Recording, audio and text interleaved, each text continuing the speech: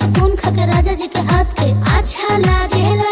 कमर ककरी से भइल काटा हराबा हो गलिया लागेला जान टमाटरबा हो गलिया लागेला जान टमाटरबा हो। कहे तोर गया तुझ